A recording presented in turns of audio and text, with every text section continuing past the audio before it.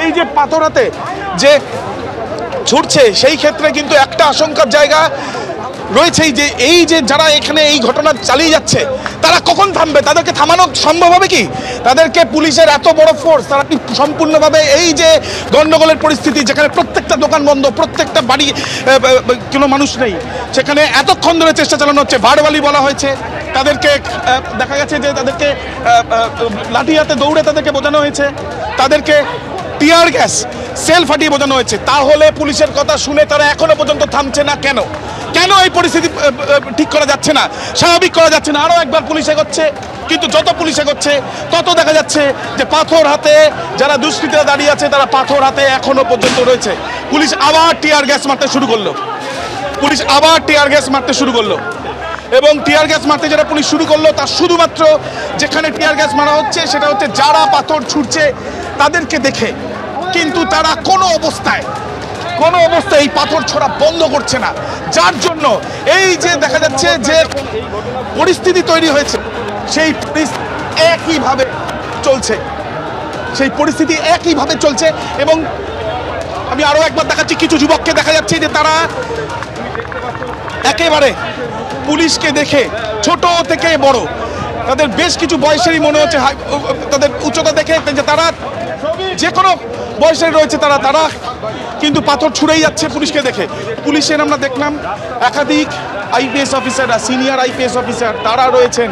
পুলিশের তরফ থেকে তাদের সঙ্গে কথা বলার জন্য বারবার কথা বলা হচ্ছে এবং তার সঙ্গে সঙ্গে তাদেরকে হাত দেখিয়ে থামতে বলা হচ্ছে। তারা কথা বলতে চান কিন্তু পাথর ছোড়া বন্ধ হচ্ছে না। যে জায়গা আমরা রয়েছি বন্ধ হচ্ছে না। আমরা পুলিশের তরফে বারবার আবেদন জানানো হচ্ছে, টিয়ার গ্যাসের শেল ছোড়া হচ্ছে, কিন্তু পরিস্থিতি নিয়ন্ত্রণ করা যাচ্ছে না কেন, এইটা হচ্ছে প্রশ্ন। তার কারণ কয়েক ঘন্টা ধরে এইরকম একটা রণক্ষেত্রের পরিস্থিতি চলছে। এইখানে ছবি আমরা এটাও দেখছিলাম যে পুলিশকে উদ্দেশ্য করে পরপর টানা ইট বৃষ্টি হয়ে চলেছে এবং এই ইটের গায়ে একজন পুলিশ কর্তা জখম পর্যন্ত হয়েছেন। জখম শুধু নয়, তার উর্দি একেবারে সাদা উর্দি লাল হয়ে গিয়েছে রক্তে, এই ছবিও দেখা যাচ্ছে। আমি ছবিটা একবার দর্শকদের সামনে রাখবো এবং সেই পুলিশ কর্তা কি বলছেন একবার শুনুন। পাথর না, আক্রমণ হয়েছে একটু পাবলিক। পাথর লেগেছে? পাথর না এমনি জনগণের পুরো সারা গায়ে রক্ত। হ্যাঁ এটা হয়েছে তো বুঝতে পারিনি, অনেক লোক ছিল। দেখা যাচ্ছে কলকাতা পুলিশ। আপনি কোন থানাতে পোস্টেড? ঠিক আছে, প্রচণ্ড ইট ছোড়াছুড়ি হয়েছে। আমরা জীবন রক্ষার জন্য আমরা লড়াই করে পারছিলাম না, কি করব। ওরা প্রচুর লোক আমাদের সাথে, মানে ওরা নিজেরা বুঝছে না শুনছে না, ইট ফিট ছুঁড়ে আমাদেরকে পুরো একদম পিছিয়ে হটিয়ে দিই। আমরা এই যত চেষ্টা করছি তোর ওরা শান্ত হচ্ছে না।